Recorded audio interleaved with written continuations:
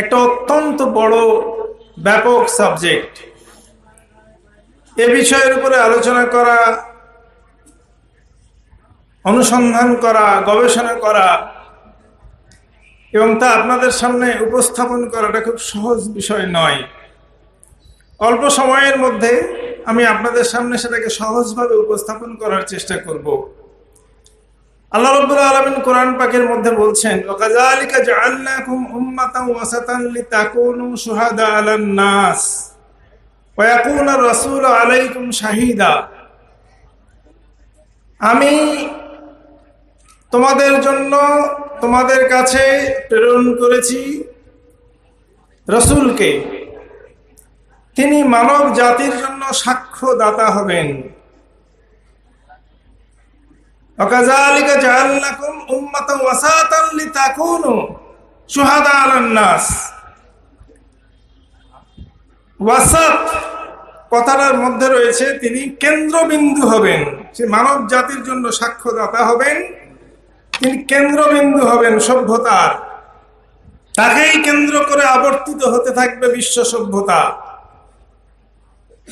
আমরা মধ্যমপন্থী উম্মত বলে এটাকে অনেক সময় তর্জমা করি, কিন্তু আমার মনে হয় শুধু মধ্যমপন্থী উম্মত বললে ওয়াসাত কথার মানে বোঝায় না। ওয়াসাত কথার মানে হচ্ছে এই যে তিনি আবর্তনকারী, তাকে কেন্দ্র করেই আবর্তিত হবে গোটা দুনিয়ার সভ্যতা, গোটা বিশ্বের সভ্যতা, গোটা মানব জাতির সভ্যতা, তাকে কেন্দ্র করেই আবর্তিত হবে। তিনিই হবেন সভ্যতার কেন্দ্রবিন্দু, তিনি হবেন সমস্ত ভালো কিছুর কেন্দ্রবিন্দু। আল্লাহ রাব্বুল আলামিন এই উদ্দেশ্যে নবীকে পাঠিয়েছেন। আমি এখানে এই আলোচনার প্রেক্ষাপটে এই আয়াতটাকে কেন নিয়ে আসলাম, আল্লাহ রাব্বুল আলামিন এখানে উম্মাহ কথাটা ব্যবহার করেছেন। মুসলিম জাতিকে উম্মাহ বলা হয়। বিশ্ব মুসলিম, মুসলিম ওয়ার্ল্ড, এগুলো কথাগুলো আমাদের পত্রপত্রিকায় মিডিয়ার জগতে প্রচলিত, কিন্তু কোরআনের প্রচলিত টার্ম হচ্ছে উম্মাহ। মিল্লাত, মিল্লাতা আবিকুম ইব্রাহিম হুয়া সাম্মাকুমুল মুসলিমিন। সূরা হজের মধ্যে আল্লাহ রাব্বুল আলামিন বলছেন যে তোমরা হচ্ছে ইব্রাহিমের মিল্লাত, তিনি তোমাদের নাম রেখেছেন মুসলিম। তাহলে আমরা মুসলিম, আমরা মুসলিম উম্মাহ, আমরা মিল্লাতে ইব্রাহিম। আল্লাহ রাব্বুল আলামিন কোরআন শরীফের মধ্যে সূরা ইমরানে 110 নম্বর আয়াতে ঘোষণা করছেন যে কুনতুম খায়রা উম্মাতিন উখরিজাত লিন-নাস তা'মুরুনা বিল মা'রুফ ওয়া তানহাউনা আনিল মুনকার। এখানে উম্মাহ কথাটা ব্যবহার করা হয়েছে। উম্মাহ কথাটার মানে কি? বিশ্ব মুসলিম বলতে গেলে এই উম্মাহ কথাটা আমাদের বুঝতে হবে। শুধু উম্মাহ কথাটার মানে যদি আমরা বুঝতে পারি, তাহলে আমাদের পরিচিতির একটা বড় অংশ আমরা সেরে নিতে পারবো। উম্মুন মানে হচ্ছে মা, উম্মুন মানে মা, আর উম্মাহ হচ্ছে উম্মুন শব্দটা থেকে উদ্গত হয়েছে। মা যেমন একটা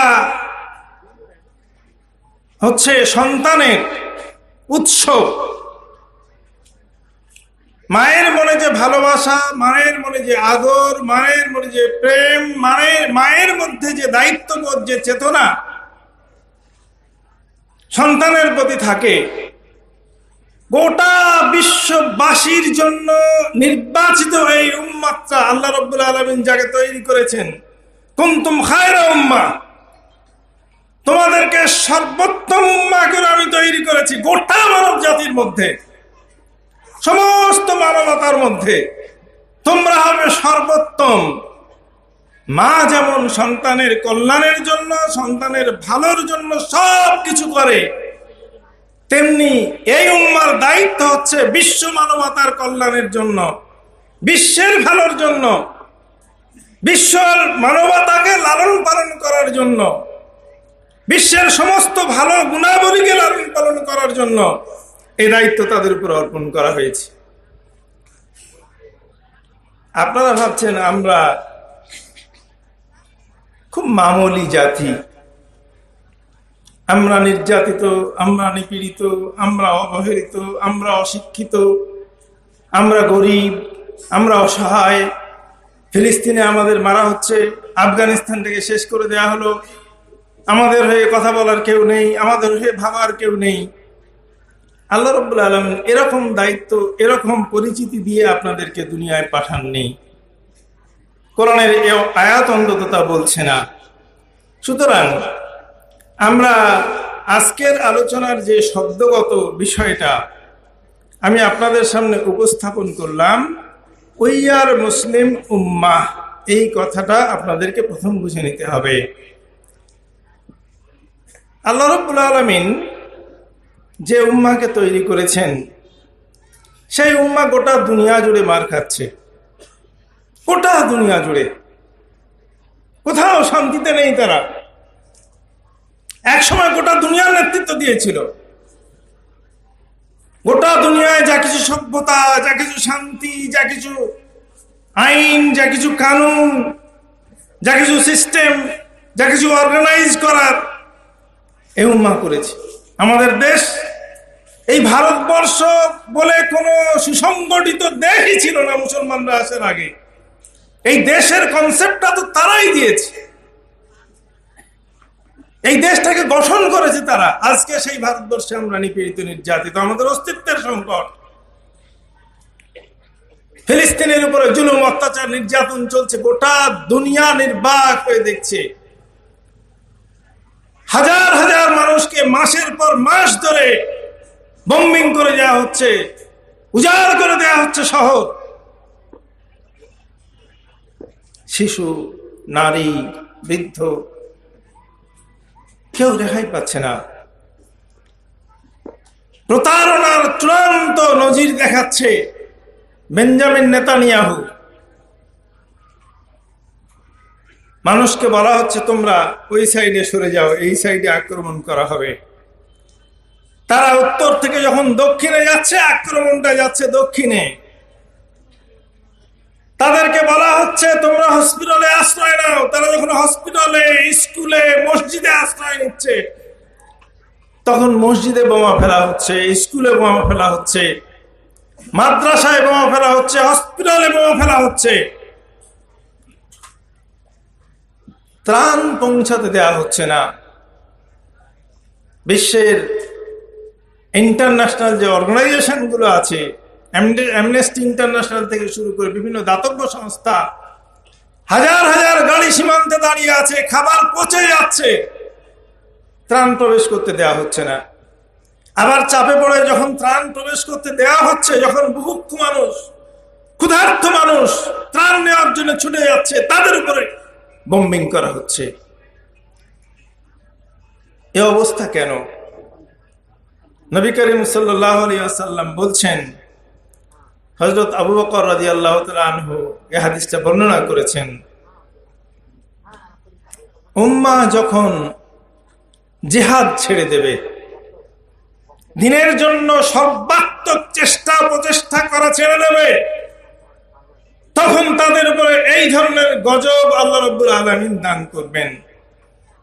তাদের উপরে অত্যাচারী শাসক চাপিয়ে দেবেন। সেই অত্যাচারী শাসক তাদের উপরে জুলুম করবে, নির্যাতন করবে। তাদের বাড়িঘর আগুন লাগিয়ে দেওয়া হবে, তাদের নারীদেরকে ধর্ষণ করা হবে, তাদের শিশুদেরকে তাদের সামনে কতল করা হবে, তাদের কন্যাদেরকে তাদের সামনে ইজ্জত লুট করা হবে। তারা আহাজারি করবে, রব্বানা আখরিজনা মিন হাযিহিল কারিয়াতিজ যালিমি আহলুহা, হে আল্লাহ তুমি পাঠাও, তোমার সাহায্যকারী কোথায়? আমাদেরকে বাঁচানোর জন্য পাঠাও। নবী করিম সাল্লাল্লাহু আলাইহি ওয়াসাল্লাম অন্য হাদিসে বলছেন, আব্দুল্লাহ ইবনে উমর রাদিয়াল্লাহু আনহু বর্ণনা করেছেন, যখন তোমরা বলদের লেজ ধরে চলবে, যখন ইনার সঙ্গে ক্রয় বিক্রয় করবে, আর তোমরা দুনিয়াদারিতে, চাষবাসে দুনিয়াদারিতে মত্ত হয়ে যাবে, তখন তোমাদের উপরে অত্যাচারী শাসক চাপিয়ে দেয়া হবে। যতক্ষণ পর্যন্ত না তোমরা তোমাদের অবস্থান পরিবর্তন করবে, ততক্ষণ পর্যন্ত আল্লাহ রাব্বুল আলামিন এই অবস্থার পরিবর্তন করবেন না। কাল্লা বাল তুহিব্বুনাল আজিলা ওয়া তাদারুনাল আখিরাহ, কখনো নয়। কাল্লা বাল লা তুকরিমুনাল ইয়াতীম, কখনো নয়।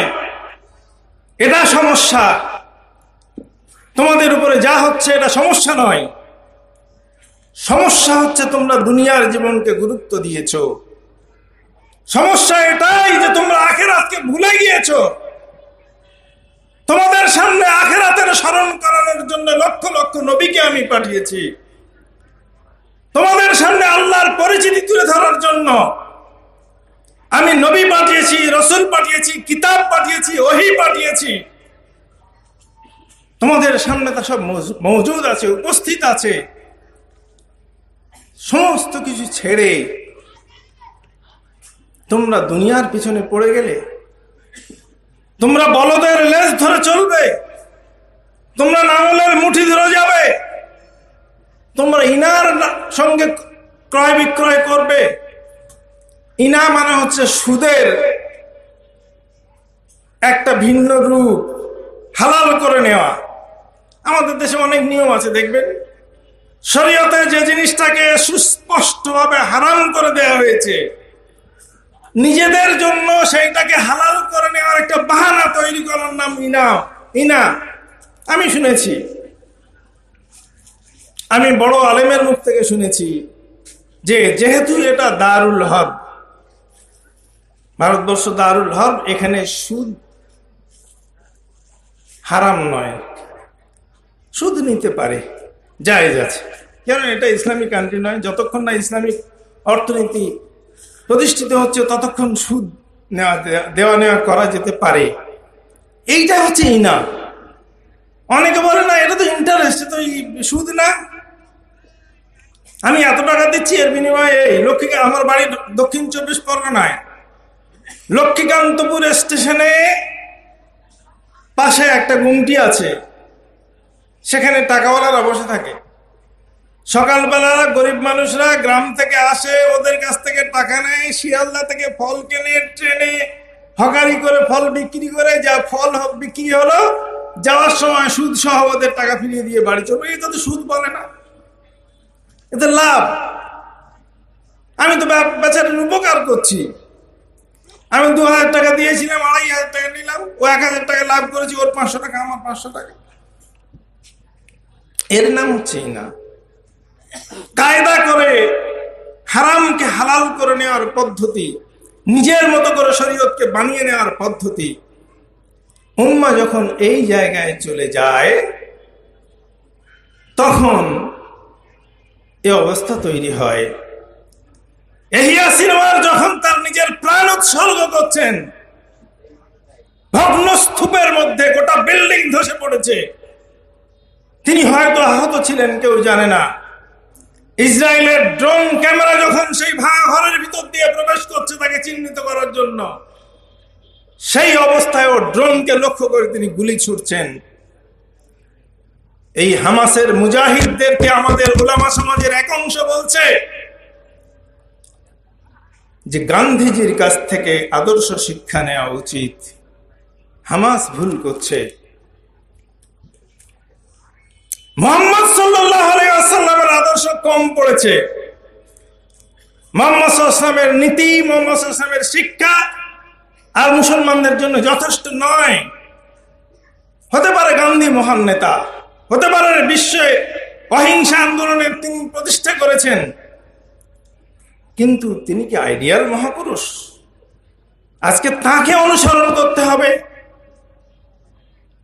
লক্ষ লক্ষ মানুষকে যেখানে ব্যবহার করে দেওয়া হয়েছে, লক্ষ লক্ষ শিশুকে যেখানে হত্যা করা হচ্ছে, তার বিরুদ্ধে আমার কোনো say নেই, কোনো কথা নেই। তার বিরুদ্ধে আমি কখনো মুখ খোলার সাহস পাই না। আমি মুজাহিদদের হেদায়েত দিচ্ছি যে তোমরা অহিংসার নীতি অবলম্বন করো, এটাই সঠিক পথ। আফসোস, দুঃখ।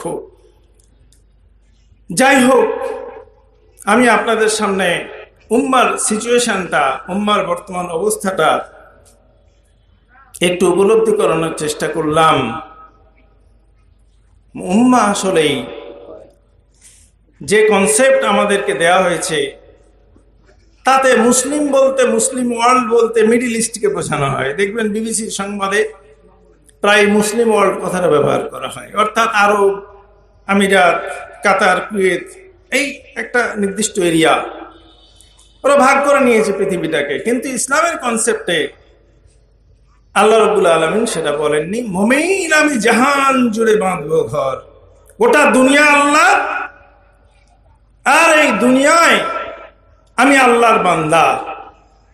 এই গোটা দুনিয়ায় আল্লাহর দাসত্ব প্রতিষ্ঠা করা, আল্লাহর দাসত্বের দিকে মানুষদেরকে আহ্বান জানানো আমার কাজ।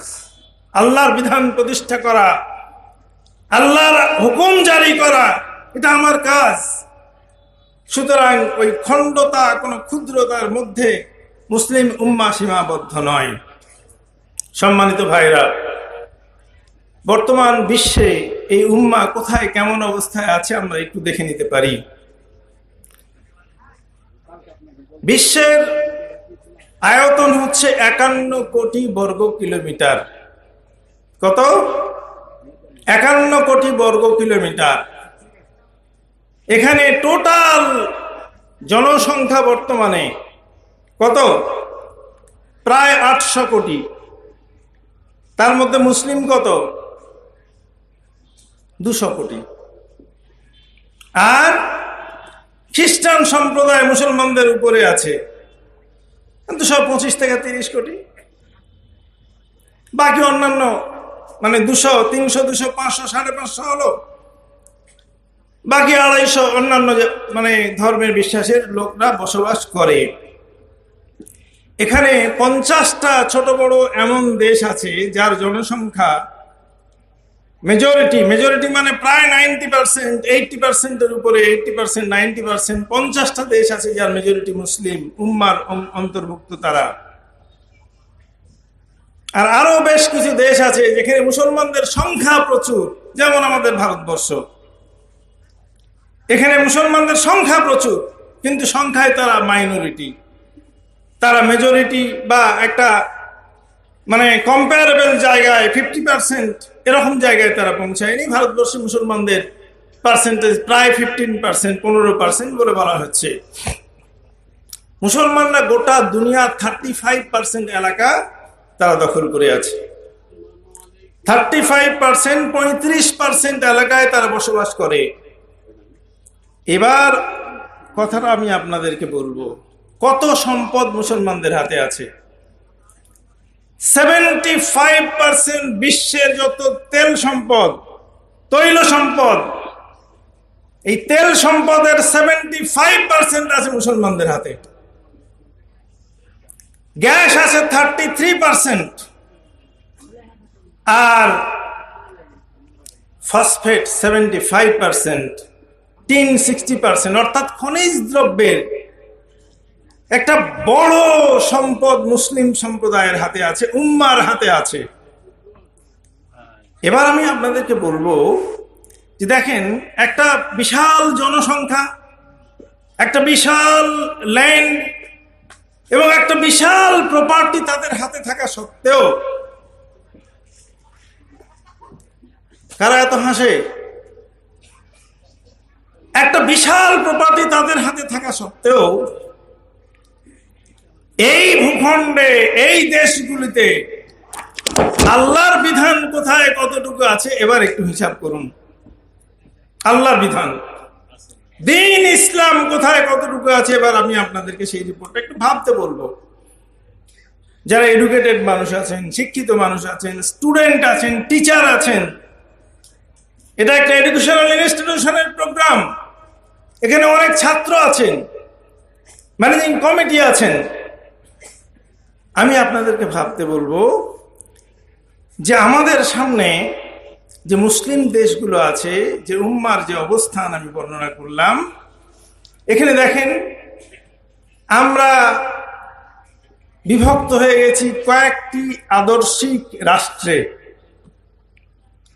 আরব রাষ্ট্রগুলো, সৌদি আরব, আমিরাত, কাতার, কুয়েত, লেবানন, ইরাক, সিরিয়া এবং আফ্রিকান রাষ্ট্রগুলো, সেখানে যেমন নাইজার আছে, নাইজেরিয়া আছে, সাদ আছে, এই যে দেশগুলো রয়েছে, এরা প্রায় সবাই রাজতন্ত্রে বিশ্বাস করে। কেউ ইসলামিক রিপাবলিক নয়। কোন দেশে ইসলাম রাষ্ট্র পরিচালনার উৎস আল্লাহর বিধান, আল্লাহর কোরআন নয়। বাকি কিছু দেশ আছে, আলজেরিয়া, তারপরে এই ধরনের তার আশেপাশের কিছু দেশ আছে, আজারবাইজান এবং সোভিয়েত রাশিয়ার সঙ্গে যারা যুক্ত ছিল আগে, পরে তারা স্বাধীন হয়েছে। ককেশাস অঞ্চলের যে দেশগুলো আছে, বসনিয়া হার্জেগোভিনা, কমিউনিস্ট প্রভাবিত, প্রকাশ্য সমাজতান্ত্রিক হচ্ছে রাষ্ট্র ব্যবস্থা সেখানে প্রতিষ্ঠিত আছে। বাকি দেশগুলো পাকিস্তান, মালয়েশিয়া, ইন্দোনেশিয়া, বাংলাদেশ, এই সব দেশগুলো সেকুলার দেশ। তাদের কনস্টিটিউশনে লেখা আছে আমরা সেকুলার দেশ, অর্থাৎ সেখানে ইসলামী হুকুমত, ইসলামী রাষ্ট্র নয়। এর মধ্যে পাকিস্তান একটা কিম্ভূতকিমাকার দেশ। বিশ্বের একটা গুরুত্বপূর্ণ শক্তিশালী দেশ পাকিস্তান, যে দেশটার স্বাধীন হয়েছিল, ভারত থেকে বিভক্ত হয়েছিল এই স্লোগান দিয়ে যে আমরা মুসলিম, ইসলামের নামে যে দেশটা স্বাধীন হয়েছে, আমাদের স্লোগান কি লা ইলাহা ইল্লাল্লাহ, পাকিস্তানের স্লোগান কি লা ইলাহা ইল্লাল্লাহ। সেই দেশটা আজকের ইসলামের শত্রুতে পরিণত হয়েছে। সেখানে রাষ্ট্র ক্ষমতায় যারা আছে তারা ইসলামের কথা বললে তাদেরকে জেলে যেতে হয়। যে ইসলামের কথা বলেছে, যে ইসলামের কথা বলেছে তাকে জেলে যেতে হয়। অথচ কনস্টিটিউশনের উপরে লেখা রয়েছে ইসলামিক রিপাবলিক অফ পাকিস্তান। দেখবেন, আমি পাকিস্তানকে একটা সেকুলার দেশের অন্তর্ভুক্ত করেছি, কিন্তু পাকিস্তানের কনস্টিটিউশন হচ্ছে ইসলামিক রিপাবলিক অফ পাকিস্তান, যেখানে ইমরানের মতো লোককে জেলে পোরা হয়েছে। বিশ্বের মধ্যে একমাত্র নেতা যিনি জাতিসংঘে দাঁড়িয়ে বলেছিলেন যে ইসলামোফোবিয়া একটা রং অপপ্রচার, মুসলমানদেরকে সন্ত্রাসবাদী বানানোর চেষ্টা করা হচ্ছে, মুসলমানদের নামে কলঙ্ক লেপন করা হচ্ছে পরিকল্পিতভাবে ইউরোপীয় শক্তিগুলোর দ্বারা, এটা ইসলামোফোবিয়া। আমরা এর প্রতিবাদ করছি। মুসলমানরা শান্তিপ্রিয় জাতি, মুসলমানরা শান্তি চায়, সাম্য চায়, ন্যায় চায়, সুবিচার চায়। তাদের নামে সন্ত্রাসবাদের লেবেল দেয়া হচ্ছে, এটা অন্যায়। সেই নেতাকে জেলে দেয়া হয়েছে। এটা হচ্ছে পাকিস্তান। আমাদের প্রতিবেশী ভারত, বাংলাদেশ, সেখানেও কনস্টিটিউশনের শুরুতে বিসমিল্লাহির রহমানির রহিম লেখা আছে, কিন্তু সেখানে এখন অবস্থা পাল্টেছে। দুদিন আগে পর্যন্ত ইসলামের নাম নেওয়াটা সবচেয়ে বড় অপরাধ ছিল। সমস্ত গভর্নমেন্টের লাইব্রেরি গুলো থেকে ইসলামী বই বের করে দেওয়া হয়েছে, সে যে মজহাবেরই হোক। কোন মজহাবের কার কি, সমস্ত তফসির গুলো বের করে দাও। কলকাতা বই মেলায় বাংলাদেশের যে স্টল গুলো আসতো, সেই স্টলে কোন গুরুত্বপূর্ণ ইসলামী বই তারা এখানে পাঠাতে দিত না। সেখানে ইসলামের জন্য কথা বলার কারণে আলেমদেরকে জেলে যেতে হয়েছে। মাওলানা দেলোয়ার হোসেন সাঈদীর মতো আলেমকে জেলেই পরিকল্পিতভাবে হত্যা করা হয়েছে। একের পর এক আলেমদেরকে ফাঁসি দেওয়া হয়েছে। অপরাধ আর কিছুই নয়।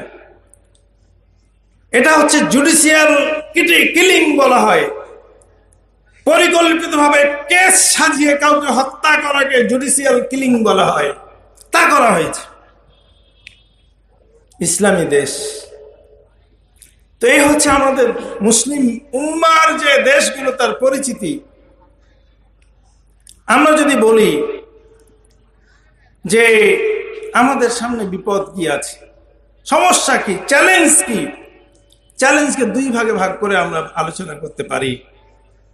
এক হচ্ছে আউটসাইড চ্যালেঞ্জ, এক হচ্ছে ইনসাইড চ্যালেঞ্জ। আউটসাইড চ্যালেঞ্জটা হচ্ছে এই, আমি যেটা একটু আগে বলছিলাম,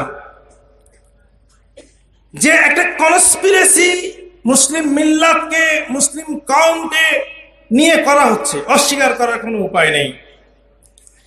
সেই কনস্পিরেসি কোথাও সুপ্রমাণিত, কোথাও এখনো ধুমায়িত আকারে আছে, কনস্পিরেসিটা ধরা যাচ্ছে না, কিন্তু কোথাও কোথাও ধরা যাচ্ছে। এই কনস্পিরেসির এক নম্বর হচ্ছে মুসলমানদের ধর্মীয় সেন্টিমেন্টে আঘাত দিয়ে, বারে বারে আঘাত দিয়ে তাদেরকে এমন ভাবে ব্যতিব্যস্ত করে রাখো, তারা যাতে আর নিজেদের ডেভেলপমেন্টের কথা, নিজেদের উন্নয়নের কথা তারা ভাবতেই না পারে। শার্লি এবদো একটা কার্টুন এঁকে দিল, কার নামে? না, নবী মুহাম্মদ সাল্লাল্লাহু আলাইহি ওয়াসাল্লামের নামে। হ্যাঁ, পৃথিবীর সবচেয়ে খারাপ লোক তো উনিই ছিলেন। ১৫০০ বছরের পুরানো একটা মনীষী, যাকে আবার অন্যান্য মনীষীরা তারা বলছেন যে পৃথিবীর ১ নম্বর সফল মানুষ, মাইকেল এইচ হার্ট, বিশ্বের সমস্ত মনীষীদের তালিকায় তাকে ১ নম্বরে রেখেছেন। এদিকে শার্লি এবদো তার নামে কেন কেন কার্টুন আঁকছে, কেন নূপুর শর্মা ফেসবুকে প্রিয় নবী মুহাম্মদ রাসূলুল্লাহ সাল্লাল্লাহু আলাইহি ওয়াসাল্লাম সম্পর্কে কুকথা বলেন, কেন এই যে নরসিংদীজি বিজেপির নেতা, তিনি নবী করিম সাল্লাল্লাহু আলাইহি ওয়াসাল্লামকে আক্রমণ করে কথা বলেন, কেন সালমান রুশদি মুহাম্মদ সাল্লাল্লাহু আলাইহি ওয়াসাল্লামকে দি মাহুন, নরকের কুত্তা বলে গালি দিচ্ছে, নাউজুবিল্লাহ মিন জালিক। তার স্যাটানিক ভার্সেস নবী করিম সাল্লাল্লাহু আলাইহি ওয়াসাল্লাম এবং তার স্ত্রীদেরকে নিয়ে অপমানজনক কথা বলা, সেটা কনস্পিরেসি। এগুলো প্রমাণিত সত্য, এটা প্রমাণিত সত্য, যেটা কনস্পিরেসি। ওটা মুসলমানদেরকে খেপিয়ে রাখা, যাতে তারা তাদের বিরুদ্ধে যে ষড়যন্ত্র হচ্ছে সেটা তারা ধরতে না পারে। এই যে ইসলামোফোবিয়ার কথা আমি বলছিলাম, কোথায় গেল আইএস? দুদিন আগে সিরিয়ায় যারা, ইরাকে যারা লড়াই করছিল, নিজেরাই সৈন্যবাহিনী তৈরি করছে, নিজেরা গুপ্তঘাতক তৈরি করছে, নিজেরা বোম ব্লাস্ট করছে, বলছে এটা আইএস করেছে, ইসলামিক স্টেট। ইসলামিক স্টেট মানে সংগঠন তৈরি করছে। সন্ত্রাসবাদের অভিযোগ মুসলমানদের ঘাড়ে চাপানো হচ্ছে। তারা এই আফগানিস্তানে, এটা অপ্রমাণিত যে 9/11 কারা হামলা করেছিল, টুইন টাওয়ার কারা হামলা করেছিল। আশপাশের রিপোর্ট বলছে যে টুইন টাওয়ারে কোনো ইহুদি নিহত হয়নি। টুইন টাওয়ারে বেশি কাজ করে ইহুদিরা।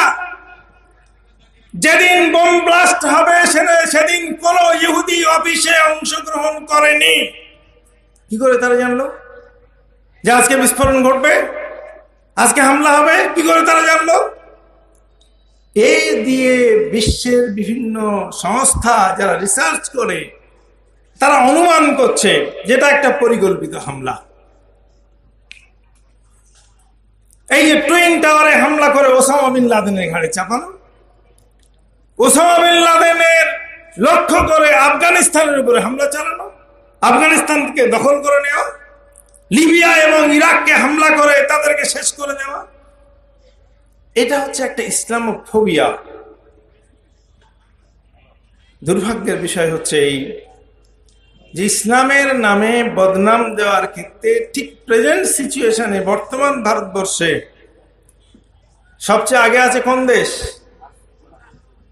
কোন দেশ বলতে পারেন? আমাদের প্রিয় জন্মভূমি ভারতবর্ষ। বিগত লোকসভা ইলেকশনে 600 বার ইসলামের উপরে আক্রমণ করেছেন আমাদের প্রধানমন্ত্রী স্বয়ং নিজেই।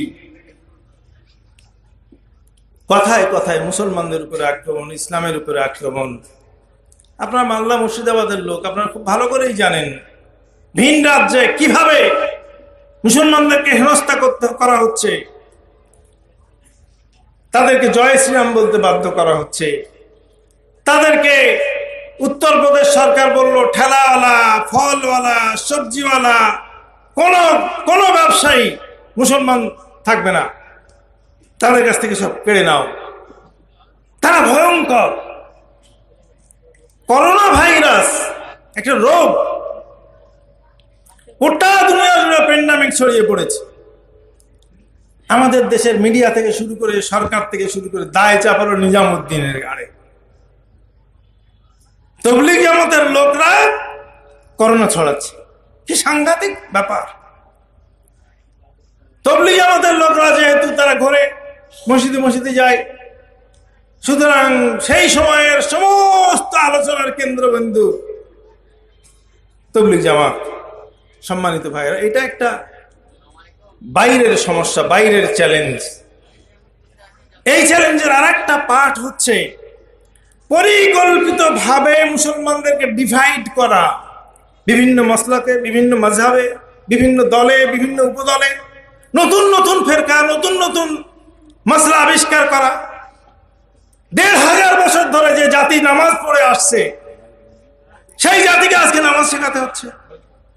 প্রতি বছর নতুন নতুন নামাজের নিয়ম আসছে। সে কোথায় হাত মারবে, কোথায় দোয়া করবে, কি দোয়া করবে না, এসব নিয়ে বিতর্ক, ছোটখাটো বিষয় নিয়ে বিতর্ক হচ্ছে। তারা 1500 বছর ধরে ফিতরা দিয়ে আসছে, যাকাত দিয়ে আসছে। এখন নতুন করে বলা হচ্ছে এটা দিয়ে ফিতরা দেওয়া যাবে না, ওটা দিয়ে ফিতরা যাবে না, এটা দিয়ে যাকাত দেওয়া যাবে না, এভাবে যাকাত দেওয়া যাবে না, ওভাবে যাকাত দেওয়া যাবে না। আমরা ছোটবেলা শুনতাম যে বিতর্ক, সেগুলো আজকে নেই। আমরা শুনতাম লম্বা না গোল, চেরা না ঘেরা, দাঁড়িয়ে না বসে, এই নিয়ে বিতর্ক। দিনরাত আলোচনা হচ্ছে, হুজুররা ময়দান কাঁপাচ্ছে। টুপি লম্বা ঠিক না গোল ঠিক, জামা চেরা ঠিক না ঘেরা ঠিক, কেমন দাঁড়িয়ে হবে না ভাবেই না, না বসে হবে, এই নিয়ে বিতর্ক। এগুলো একটা রিসার্চ সেন্টার আছে। আমার কথা আপনাদের বিশ্বাস করতে হবে না, আপনারা শুধু ওয়েট অ্যান্ড সি। এখন সমাজে যত বিতর্কিত বিষয় আছে এগুলো নোট করুন, আর 5 বছর পরে গিয়ে দেখবেন নতুন বিতর্ক আপনাদের সামনে এসেছে কিনা আপনারা প্রমাণ করে নেবেন। আসবেই আসবে। যে বিতর্কের ব্যাপারে, যে হচ্ছে মুনাজারার ব্যাপারে মানুষ ইন্টারেস্ট হারিয়ে ফেলছে, ওটা সমাজ থেকে চলে যাচ্ছে। লোক যখন বলতে শুরু করে যে আরে ভাই, কে দোয়া করবে কে দোয়া করবে না তার ব্যক্তিগত ব্যাপার, ছেড়ে দাও, দেখছি এরা তো ঝগড়া বাঁধছে না, তখন ওটা ছাড়ো, আরেকটা এনে হাজির করো। এটাও একটা কনস্পিরেসি, ডিভাইড অ্যান্ড রুল।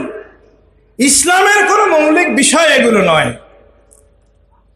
বিতর্ক তো হতে হবে সমাজ থেকে কিভাবে মদ উৎখাত করব, সমাজ থেকে কিভাবে সুদ উৎখাত করব, সমাজ থেকে কিভাবে ব্যভিচারী উৎখাত করব। আমার সমাজে আমার হাজার হাজার বোনেরা সোনাগাছিতে যাচ্ছে, আমাদের মায়েরা দেহ ব্যবসা করে খেতে বাধ্য হচ্ছে, আমাদের যুবক ছেলেদের চরিত্র নষ্ট হয়ে যাচ্ছে, তারা জুয়ায় মেতে যাচ্ছে। তাদের ব্যাপারে আমাদের কোনো চিন্তা নেই, কোনো পেরেশানি নেই। সালাম ফিরে দোয়া করা হবে কিনা তাই নিয়ে 75টা কিতাব লেখা হয়ে গেছে, বা তারও বেশি হবে। আমি, আমার এক বন্ধু দোকানদার ইসলামী বই বিক্রি করে, গিয়ে বললাম আরে ভাই এত বিতর্ক হচ্ছে দোয়ার উপরে, ভালো বইটা দাও তো, কি আছে দেখি। বলছে ভালো বই মানে, এ তো শেষ নেই, আমার দোকানে আছে 75টা। মুসলমানরা আর অন্য কিছু চিন্তা করতে পারবে? আমার ধারণা এটা একটা কনস্পিরেসি, এটা বাইরের কনস্পিরেসি। ইন্টারনাল কনস্পিরেসি কি আছে? তারপরে আর একটা কনস্পিরেসি হচ্ছে যে মুসলিম দেশগুলোতে যাতে ইসলাম নিয়ে কেউ কথা বলতে না পারে, সেই জন্য আমাদের পাপেট গভর্নমেন্ট বসিয়ে রাখতে হবে। আমেরিকা গোটা দুনিয়ায় গণতন্ত্রের ফেরি করে, মিডিল ইস্টের রাষ্ট্রগুলোতে গণতন্ত্রের কথা বলে না তো। সেখানে রাজতন্ত্র থাকবে, তারা তাদের বন্ধু। আর অন্য দেশে গণতন্ত্র হলে তারা সেখানে যুদ্ধ করতে যাবে। এটা কেন হচ্ছে? এটাও একটা ষড়যন্ত্রের অংশ। আরো একটা বিষয় আমাদেরকে শেখানো হয়, সেটা একটা বিস্তৃত আলোচনার বিষয়, না বললে বোঝাতে পারবে না। আমি সংক্ষেপে আপনাদেরকে বলতে চাই যে মুসলিম যুবকদেরকে, তাদেরকে কনসাসনেস থেকে বিমুখ করে তাদেরকে একটা নিষ্কর্ম জাতিতে পরিণত করার জন্য কতগুলো জিনিস ছড়ানো হচ্ছে। আরে কিয়ামত তো কাল হবে, সেটা নবী করিম সাল্লাল্লাহু আলাইহি ওয়াসাল্লাম থেকেই বলে, আল্লাহ রাসূল বলে দিয়েছেন, কখন হবে কেউ জানে না, আল্লাহ ছাড়া। আমরা ছোটবেলা থেকে শুনে আসছি, যত ওয়াজ মাহফিলে আমি শুনতাম, এই ধরনের ওয়াজ মাহফিলগুলোতে যেতাম, এমন ভয় আমার অন্তরের মধ্যে ঢুকে, আমার কিছু আকাশে মেঘ দেখলে মনে হতো কিয়ামত এসে যাচ্ছে। নবী করিম সাল্লাল্লাহু আলাইহি ওয়াসাল্লাম বলছেন যে তোমার হাতে যদি একটা চারা থাকে, তুমি যদি তা বসানোর জন্য যাও, আর সেই সময় যদি কিয়ামত হয়ে যায়, তাড়াতাড়ি বসিয়ে দাও। তার মানে কি? এই হাদিসের তাফহিমটা কি, ব্যাখ্যাটা কি?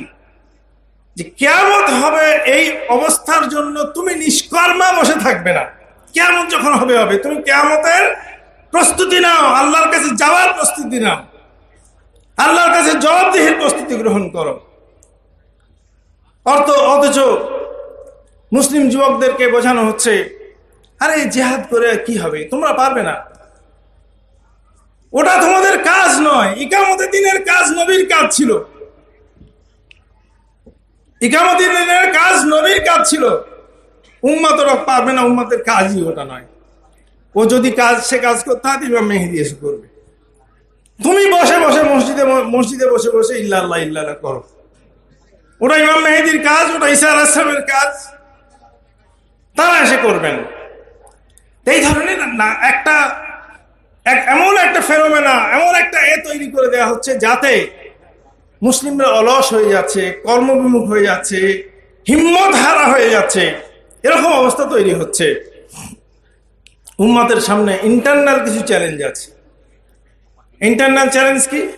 আমাদের ভাই সাহেব শাহিদুর রহমান মাদানী সাহেব আলোচনা করছিলেন, তা 1 নম্বর, শিক্ষা যে জাতির থাকে না, সে জাতি কখনো ডেভেলপমেন্ট করতে পারে না, আগে বাড়তে পারে না। আল্লাহ রাব্বুল আলামিন মুসলিম কেন, গোটা মানব জাতির সংস্কারের জন্য যে কথা দিয়ে শুরু করেছিলেন, সেটা হচ্ছে ইকরা বিসমি রাব্বিকাল্লাযী খালাক। ইকরা, পড়ো হে রাসূল। নবী করিম সাল্লাল্লাহু আলাইহি ওয়াসাল্লাম চিন্তা করছেন, আমি সমাজের সংস্কার করব কি করে। হেলফুল ফজল তৈরি করলেন, কল্যাণ সংঘ তৈরি করলেন, যুবকদের ডেকে আনলেন, কি করে মানুষকে সংশোধন করা যায়, কি করে সমাজ থেকে অশান্তি দূর করা যায়, শান্তি ফেরানো যায়। চেষ্টা করছেন, পাচ্ছেন না। হেরা গুহায় গিয়ে ভাবছেন, কি করে করা যায়, কি করে করা যায়। আল্লাহ রাব্বুল আলামিন ফেরেশতাকে পাঠিয়ে বললেন, ইকরা, হবে, তুমি যা চাচ্ছ সেটাই হবে। সমাজের অকল্যাণ দূর হবে, কল্যাণ প্রতিষ্ঠিত হবে, অন্যায় দূর হবে, ন্যায় প্রতিষ্ঠিত হবে, অবিচার দূর হবে, বিচার প্রতিষ্ঠিত হবে, সুবিচার প্রতিষ্ঠিত হবে। কিসের মাধ্যমে? ইকরা, পড়ো। পড়ার মধ্যেই কল্যাণ, পড়ার মধ্যেই উন্নতি, পড়ার মধ্যেই ডেভেলপমেন্ট। নবী করিম সাল্লাল্লাহু আলাইহি ওয়াসাল্লাম পড়তে শুরু করলেন। বিস্তারিত ঘটনা আপনারা জানেন, আমি ও বিষয়ে বিস্তারিত বলতে যাচ্ছি না। গোটা দুনিয়া অসভ্যতা থেকে সভ্যতার দিকে এলো, অজ্ঞতা থেকে আলোর দিকে এলো, জ্ঞানের দিকে এলো, অন্ধকার থেকে আলোর দিকে এলো। আমি এই আপনাদের যে ম্যাগাজিন একটু আগে আমরা উদ্বোধন করলাম, সে ম্যাগাজিনে দেখছিলাম, সম্পাদক সাহেব লিখেছেন যে দ্বীনি শিক্ষার সঙ্গে প্রচলিত শিক্ষার মেলবন্ধন দরকার। তিনি তার বক্তব্য বললেন, এবং ওখানে আমাদের এক ভাই লিখেছেন যে মুসলিম যুগে জ্ঞান বিজ্ঞানের কিভাবে উন্নতি হয়েছিল। সেখানে বলে দেওয়া হচ্ছে যে কয়েকজন বিজ্ঞানী, এখান থেকে তারা প্রায় 600-800-1000 বছরের পুরাতন। কেন এই যুগের কোন মুসলিম বিজ্ঞানীর নাম আমরা বলতে পারছি না কেন? এই যুগের কোন দার্শনিকের নাম আমরা বলতে পারছি না কেন? এই যুগে কেন ইবনে সিনা নেই? এই যুগে কেন ইমাম গাজ্জালি নেই? এই যুগে কেন ইমাম আবু হানিফা নেই? আমরা সেই স্বর্ণযুগের কথা স্মরণ করছি, যে স্বর্ণযুগে ইকরা পড়ার পরে একটা বিশ্ব বিপ্লব সংগঠিত হয়েছিল।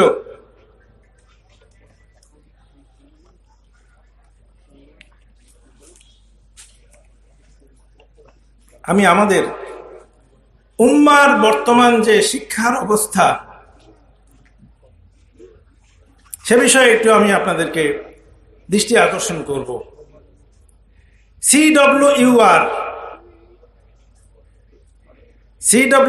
হচ্ছে বিশ্বের ইউনিভার্সিটিগুলোর মধ্যে কোন ইউনিভার্সিটির র্যাঙ্ক কি আছে, পঠন পাঠন, রিসার্চ, ডেভেলপমেন্ট, এ বিষয়ে তারা তালিকা তৈরি করে।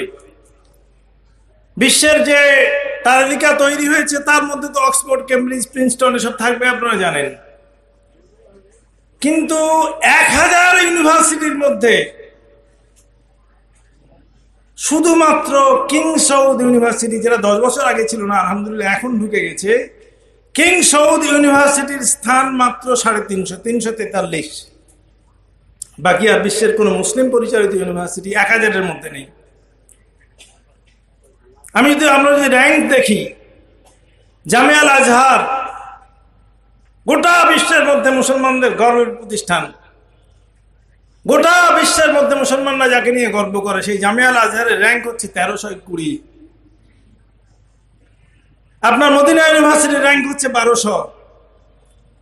আপনার ইন্দোনেশিয়ার ইউনিভার্সিটি হচ্ছে 1225। আপনার আলিগড় বিশ্ববিদ্যালয়, যারা সম্পূর্ণ মুসলমানদের না হলেও মুসলিম ইউনিভার্সিটি হিসেবে আমরা গর্বিত, আমাদের দেশের মুসলিমদের রিকনস্ট্রাকশনে আলিগড় ইউনিভার্সিটির অনেক বড় ভূমিকা আছে, তার র্যাঙ্ক হচ্ছে 1153। এবং ঢাকা বিশ্ববিদ্যালয়ের র্যাঙ্ক হচ্ছে 1521। তাহলে আমরা কি দেখলাম? যে গোটা বিশ্বের জনসংখ্যার 25% আমরা দখল করে থাকলেও এডুকেশনের ক্ষেত্রে আমাদের র্যাঙ্ক কিন্তু অনেক নিচে। আলহামদুলিল্লাহ আমরা অনেক মাদ্রাসা প্রতিষ্ঠা করেছি। বিশ্বে নথিভুক্ত মাদ্রাসার সংখ্যা 38,000, যার মধ্যে সরকারি মাদ্রাসার সংখ্যা 10,000-এর মতো, আর 28,000 হচ্ছে বেসরকারি মাদ্রাসা। এই যে হাজার হাজার মাদ্রাসাগুলো রয়েছে, এই মাদ্রাসাগুলোর মধ্যে দিনের একটা অংশের চর্চা আমরা করছি। আজকের যে আওয়াজটা এই মাদ্রাসার পক্ষ থেকে উঠেছে, বা আজকে মুসলমানদের মধ্যে যেটা আলোচনাটা হচ্ছে, যে আমাদের এডুকেশনাল ইনস্টিটিউশনে দিনী শিক্ষার সঙ্গে মার্জ করতে হবে education, science, philosophy, geography, mathematics কিভাবে নেওয়া যেতে পারে, কিভাবে ফ্যাকাল্টি করা যেতে পারে, কিভাবে সেটা চালু করা যেতে পারে, সে নিয়ে একটা রিসার্চ হচ্ছে। এটাকে আগাতে হবে। কেননা কোরআন যে ইতিহাসের কথা বলেছে, আমরা জানি মানব জাতির সৃষ্টির ইতিহাসের কথা বলেছেন। বিশ্বের বিভিন্ন জাতি যারা ধ্বংস হয়েছে, বরবাদ হয়েছে, বনি ইসরাইল বলে আল্লাহ রাব্বুল আলামিন বনি ইসরাইলের ইতিহাসের কথা শুনিয়েছেন, আদ সামুদ জাতির কথা শুনিয়েছেন, নূহ আলাইহিস সালামের কথা শুনিয়েছেন। এই ইতিহাসগুলো জানা দরকার। নবী করিম সাল্লাল্লাহু আলাইহি ওয়াসাল্লামের ওফাতের পরে মুসলিম উম্মার যে ইতিহাস, কেন গোটা দুনিয়া জুড়ে ইসলামের দাওয়াত কিভাবে ছড়িয়ে পড়লো, ককেশাস থেকে আলবেনিয়া, আলজেরিয়া পর্যন্ত, ফিলিপিন হচ্ছে মালয়েশিয়া, ইন্দোনেশিয়া, ভারত, বাংলাদেশ, সব জায়গায় কিভাবে ইসলামের দাওয়াত ছড়িয়ে পড়লো, সেই ইতিহাস আমাদের জানা দরকার। সেই সঙ্গে সঙ্গে আল্লাহ রাব্বুল আলামিন যে সৃষ্টি তত্ত্ব, আমরা বিজ্ঞান কিছু আবিষ্কার করলেই আমরা বলে দিই ওটা তো কোরআনে আছে, নিশ্চয়ই কোরআনে আছে। কিন্তু এই কোরআনে যে আছে সেটা আমাদের সায়েন্টিস্টরা খুঁজে পাচ্ছে না, কারণ আমাদের সায়েন্স নিয়ে রিসার্চ নেই। সেই জন্যে আমাদের এডুকেশনাল সিস্টেমকে ঢেলে সাজাতে হবে। ঢেলে সাজাতে হবে আমাদের এডুকেশনাল সিস্টেমকে, আমাদের শিক্ষা ব্যবস্থাকে। এই শিক্ষা ব্যবস্থার মধ্যে ইতিহাস, মুসলিম কওম, মুসলিম উম্মাহ তার ইতিহাসকে জানবে। কেন কাশ্মীরে এক সাহাবীর কবর আছে, কেন কেরালায় এক সাহাবীর কবর আছে, কেন তিউনিসিয়ায় এক সাহাবীর কবর আছে। সেই যুগে যখন কোনো যোগাযোগ ব্যবস্থা ছিল না, দূর দূরান্তে কিভাবে সাহাবীরা ইসলামের বার্তাকে পৌঁছে দিয়েছেন সেটা আমাদের জানতে হবে, আমাদের ছাত্রদেরকে জানাতে হবে, বোঝাতে হবে। সম্মানিত ভাইয়েরা, সময় প্রায় শেষের দিকে। আমি শুধু আপনাদেরকে একথা বোঝাতে চাইব যে অনেক সমস্যার মুখোমুখি আমরা, অনেক সমস্যার মুখোমুখি। আমাদের এডুকেশনাল পলিসি, আমাদের শিক্ষা, আমাদের সংস্কৃতি, এটার সংশোধন করা একান্ত প্রয়োজন। বাস্তব জীবনের সঙ্গে, প্রাত্যহিক জীবনের সঙ্গে, ব্যবহারিক জীবনের সঙ্গে যদি শিক্ষা যুক্ত না হয় তাহলে সেটা কমপ্লিট দ্বীনি শিক্ষাও হতে পারে না। দ্বীনি শিক্ষা, মোকাম্মেল কমপ্লিট দ্বীনি শিক্ষা আমাদের প্রয়োজন। দ্বিতীয় যে জিনিসটা বলবো, শুধুমাত্র কনস্পিরেসি বলে আমরা যদি আমাদের মধ্যে ডিভাইড অ্যান্ড রুলের মোকাবেলা করার চেষ্টা না করি তাহলে আমরা কখনোই অগ্রবর্তী হতে পারবো না। আমাদের মুসলিম সমাজকে, মুসলিম উম্মাহকে কান্নাহুম বুনিয়ানুম মারসুস, শীষে ঢালা প্রাচীরের মতো ঐক্যবদ্ধ থাকতে হবে। নবী করিম সাল্লাল্লাহু আলাইহি ওয়াসাল্লাম বলেছেন তারা একটা দেহের মতো, এক জায়গায় কাটা ফুললে গোটা দেহটা সাড়া পড়ে যায়, যন্ত্রণা উপলব্ধি করে। সেই মহব্বত, সেই অন্তরঙ্গতা, সেই ইউনিটি, সেই ভালোবাসা আমাদের গ্রহণ করতে হবে। আমরা কথায় কথায় একে অপরের সঙ্গে লড়াই করা, ঝগড়া করা, কাউকে হেয় প্রতিপন্ন করা, কাউকে ছোট করা, মাযহাবী ব্যস্ততার মধ্যে, মাযহাবী বিতর্কের মধ্যে আমরা সবাই লিপ্ত হয়ে যাচ্ছি। মাযহাব ছেড়ে ইসলাম ধরুন। ইমাম আবু হানিফা হয়েছিলেন, তিনি ইসলাম ধরেছিলেন বলে।